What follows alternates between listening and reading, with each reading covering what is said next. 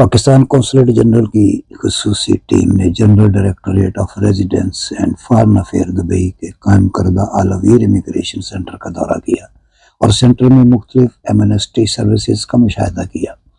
Council خانہ کی جانب سے جاری بیان کے مطابق متحدہ عرب امارات کی حکومت کا ایمنسٹی کا اقدام افراد کو متحدہ عرب امارات میں رہتے ہوئے اپنی رہائش کو باقاعدہ قانونی بنانے اور امیگریشن سے متعلق کسی بھی دیگر قانونی معاملات کو حل کرنے کا ایک نایاب موقع فراہم کرتا ہے۔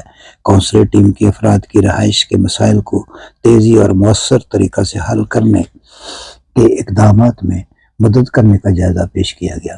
دورہ کرنے والی ٹیم نے متحدہ عرب امارات کی حکومت کی جانب سے تارکین وطن بالخصوص پاکستانیوں کے ساتھ بہترین تعاون اور ہمدردی پر اظہار تشکر کیا۔ اس موقع پر متحدہ عرب امارات کے آفیسران اور امیگریشن کی طرف سے پاکستانی کونسلیٹ کے ممبران کو تفاصیل سے آگاہ کیا گیا۔